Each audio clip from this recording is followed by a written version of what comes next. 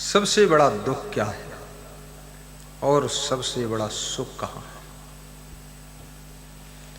हर मनुष्य दुखों से बचना चाहता है और सुख भोगना चाहता है,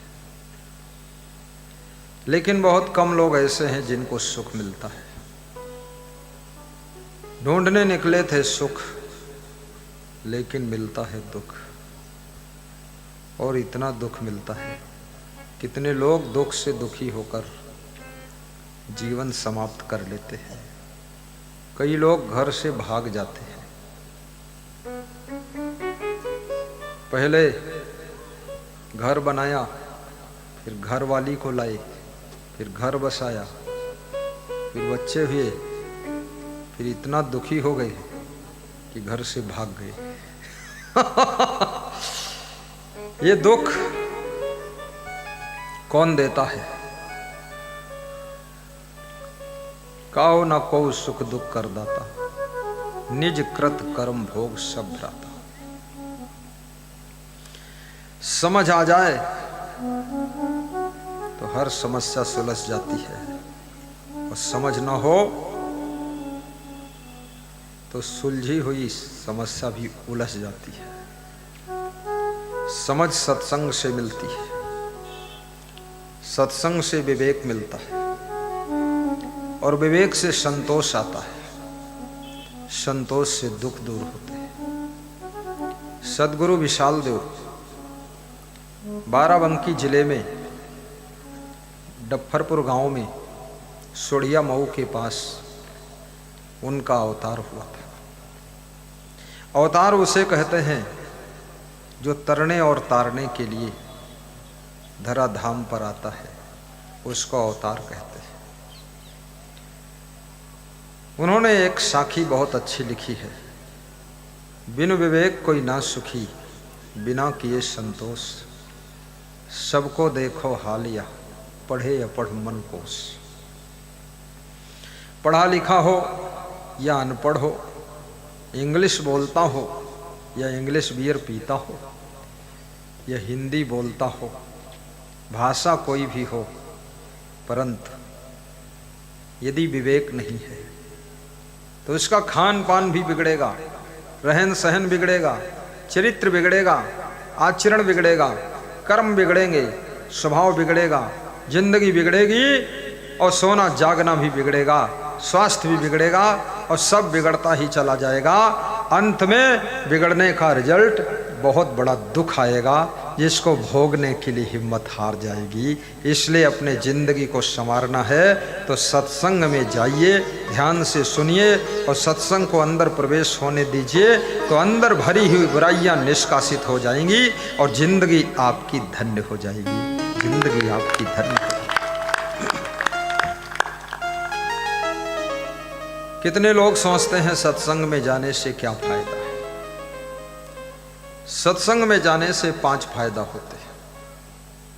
मत कीरत गति भूति भलाई, जब जहि जतन जहां जहि पाई, सो जानहु सत्संग प्रभावु, लोकहु वेद न आनु पाऊ। मति यानी सद्बुद्धि, ये सत्संग से मिलती है। कीर्ति यानी यश, ये सत्संग से मिलता है। आज मीराबाई का नाम यश जितना है, शिवरी का नाम यश जितना है, उतना सोने की लंका में रहने वाले राजा रावण का भी नहीं है। याद रखना, शिवरी के पास में झोपड़ी है, छोटी सी कुटी है, लेकिन भक्ति है और सत्संग है, जिससे शिवरी का यश, रामावतार में शिवरी हुई है। आज भी शिवरी का नाम श्रद्धा से लिया जाता है। रामावतार के समय ही रावण हुआ है, आज भी उसका नाम निंदा के साथ लिया जाता है, निंदा के साथ लिया जाता है। इसलिए याद रखना, सत्संग से गति, गति माने सदगति, सदगति माने मुक्ति, मुक्ति गति भी मिलती है, और मुक्ति का कोई उपाय नहीं है। जीव अनादि काल से जन्म मरण के बंधन में बंधा हुआ है। पुनरपि जननम पुनरपि मरणम की यात्रा जीव कर रहा है। 84 लाख योनियों में भटकते भटकते जब अनेक जन्मों के पुण्य उदय होते हैं तब मनुष्य का शरीर मिलता है। और मनुष्य का शरीर पाकर के कितने लोग जानवर जैसी जिंदगी जी रहे हैं, कीड़े मकोड़ों जैसी जिंदगी जी रहे हैं, चिड़ियों जैसी जिंदगी जी रहे हैं। मनुष्य स्वयं राम को मिला था वो भगवान बन गए, कृष्ण को मिला था भगवान बन गए, कबीर को मिला था वो महान बन गए, तुलसी को मिला था वो भी महान बन गए, और मीरा को मिला था वो भक्तिमती महान मीरा कहलाई। लेकिन वही शरीर आपको मिला हुआ है, तो हम आप क्या बन पाए हैं इस पर विचार करना चाहिए। यदि हमें आपको कुछ बनना है तो सत्संग का सहारा लेना पड़ेगा, क्योंकि मनुष्य के ऊपर संगत का प्रभाव पड़ता है। सत्संगत से सुख उपजे, कुसंगत से दुख होए, कहें कबीर तह जाइए जहां अपनी संगत हो। कबीर साहब कहते हैं फूलों के संग में बैठोगे तो खुशबू बिना प्रयास के मिलेगी, और गोबर के संग में बैठोगे तो बदबू बिना प्रयास के मिलेगी। ताश खेलने वालों के पास में बैठोगे, पुलिस वालों के डंडे बिना प्रयास के मिल जाएंगे, और यदि सत्संगियों में बैठोगे तो बिना प्रयास के जो प्रसाद बट रहा है, केला और लैया चना चबेना, वो भी मिल जाएगा। संगत का प्रभाव बिना प्रयास के ही मिल जाता है। इसलिए अच्छी संगत कीजिए ताकि आपकी जिंदगी को अच्छा फल प्राप्त हो सके।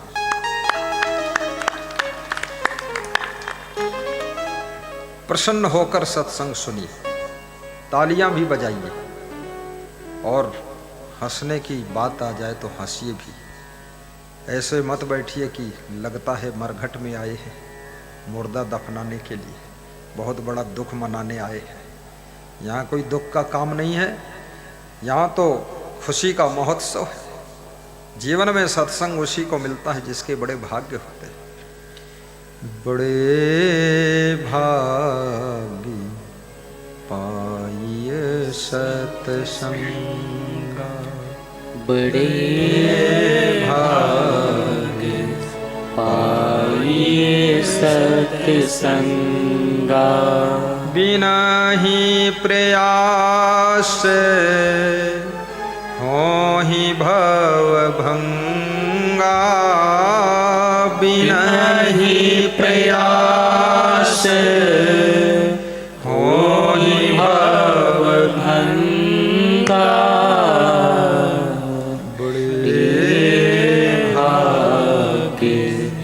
पाइए सत्संगा, बड़े भागे पाइए सत्संगा। सत्संग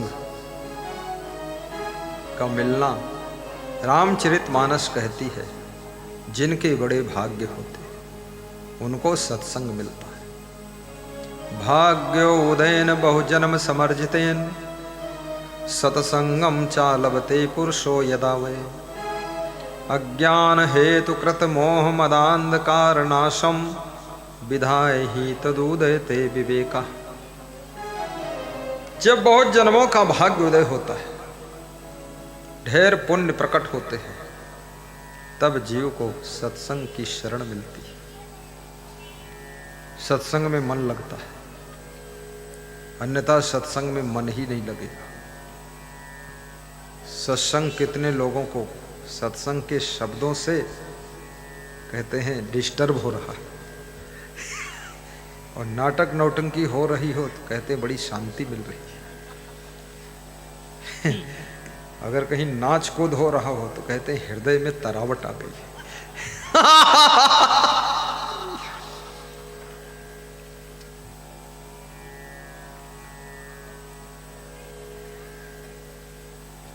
तुलसी पिछले पाप से हरि कथा न सुहाय, तुलसी पिछले पाप से हरि चर्चा न सुहाय। कैसे? जैसे जैसे जुर के ताप से भूख विदा होई जा। जब ज्वर आता है ज्वर क्या होता? ज्वार बाजरा नहीं है। ज्वर माने बुखार, बुखार माने फीवर। गुजरात में जिसको ताव कहते हैं, ताव आ गया, शरीर गर्म हो जाता है बुखार में। बुखार जब आता है तो भूख मर जाती है। ऐसे जब पिछले जन्म के पाप ज्यादा होते हैं तो सत्संग चर्चा सुहाती नहीं है, क्योंकि सत्संग चर्चा अगर सुहाएगी पाप कट जाएंगे, तो पाप भोगना नहीं पड़ेगा। और पाप किया है तो भोगना तो पड़ेगा, इसलिए सत्संग में मन लगेगा नहीं, ताकि भोग सको, खूब कुटम कुटाई हो सके तुम्हारी।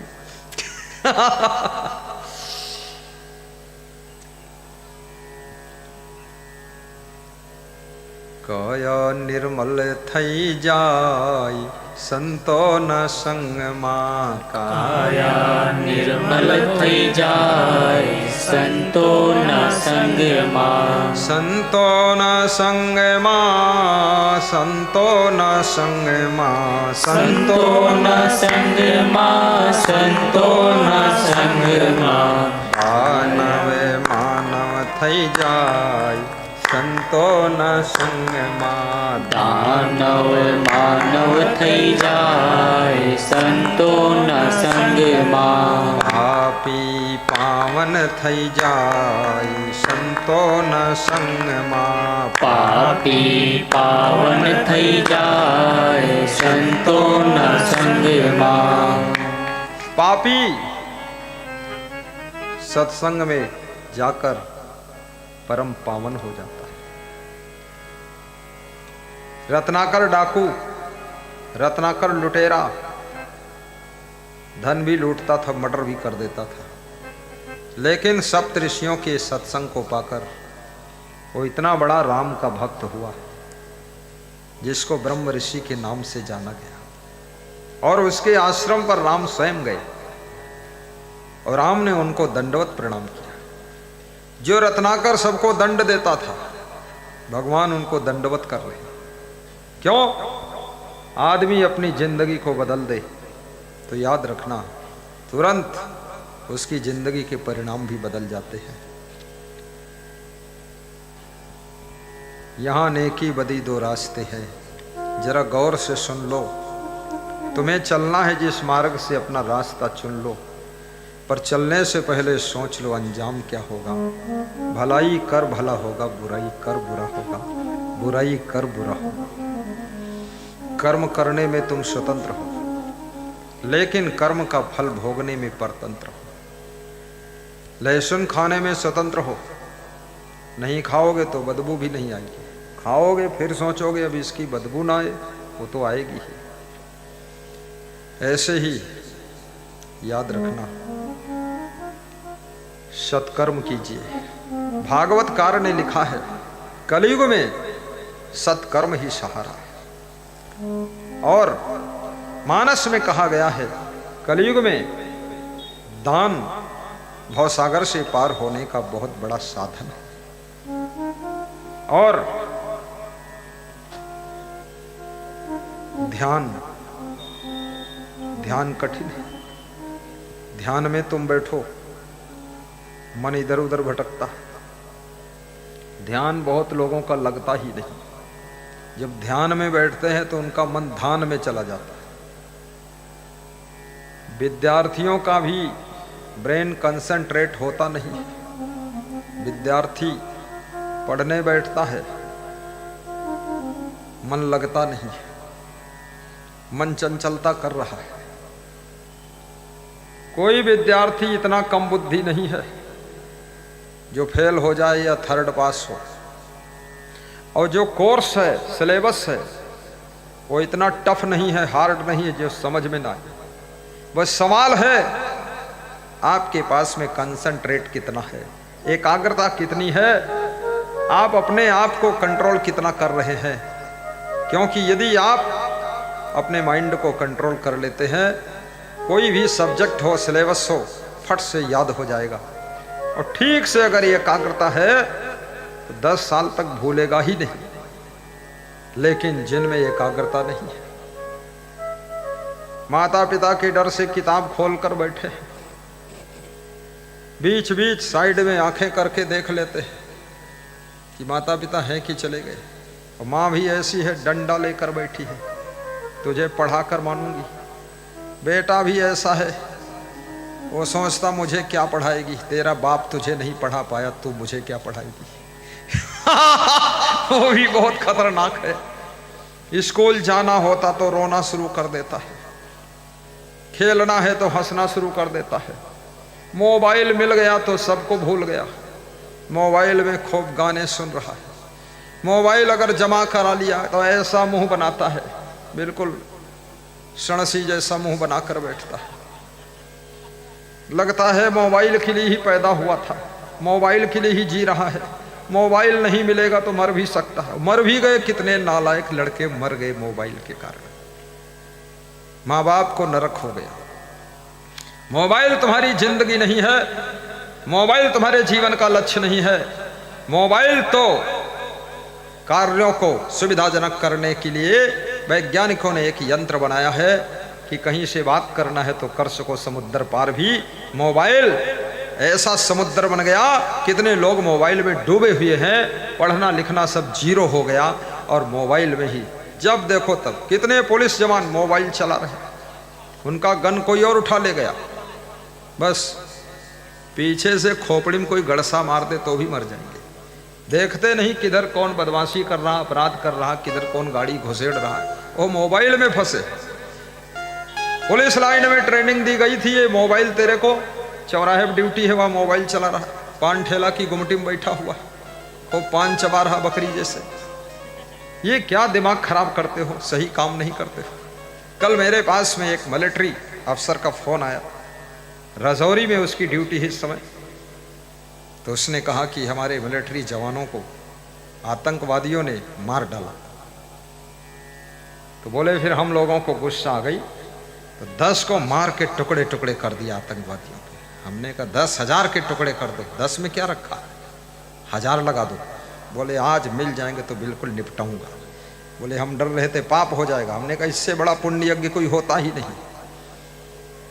जो आतंक फैला रहा है, लाखों लोगों को सशंकित कर रहा है, टेंशन में डाल रहा है, उसको धरती पर जीने का अधिकार नहीं है। भगवान ने भी उसके लिए धनुष बाण उठा लिया था, कृष्ण चक्र सुदर्शन उठा लिया था। तो तुम अपनी गन उठा लो और इनका सबका सफाया कर दो ताकि शांति मिले।